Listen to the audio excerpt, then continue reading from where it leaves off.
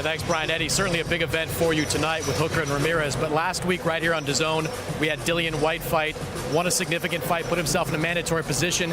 After that fight, Boxing Scene reported he tested positive for 2 banned substances. What can you tell us about what happened before and subsequent to those tests? Well, those reports are actually largely untrue, what you just stated there.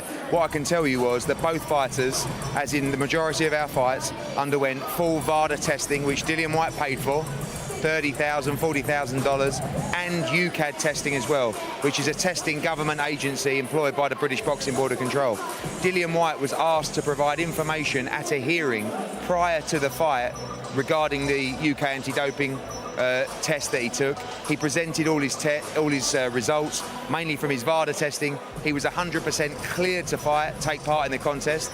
Therefore, he's licensed by the British Boxing Board of Control. Therefore, myself, who has a contract with both fighters, he's approved to fight.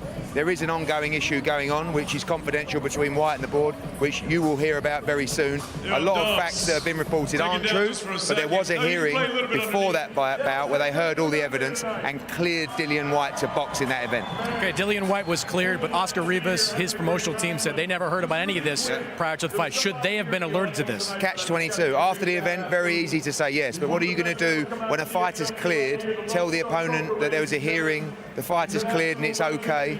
You know, one, that's messing with his head. 2, it gives him grounds to, after the event, start talking about this guy who had this hearing and was cleared from a hearing. So I get the comments in that respect, but as far as I'm concerned, legally, in terms of the route that was taken, he had a hearing, he was cleared, he was licensed by the Commission, the British Boxing Board of Control, and the event took place. What happens from here? I guess there is some uncertainty. For Dillian Whyte, he's guilty until proven innocent in this case, especially with social media these days. So we'll see how it plays out. He's now working very hard with his lawyers to clear his name.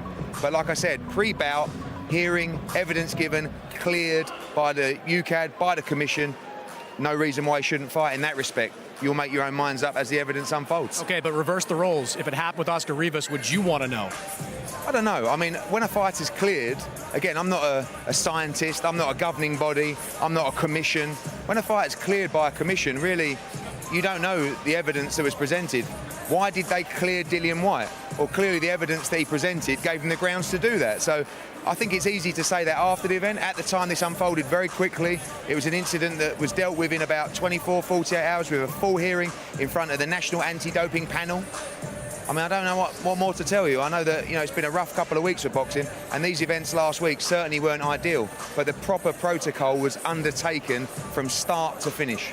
In the aftermath of that everything that's happened, Andy Ruiz tweeted out that I'm not going to the UK for the rematch. You have not officially announced where the rematch will be between Anthony Joshua and Andy Ruiz. Do you think this will have any impact on that decision?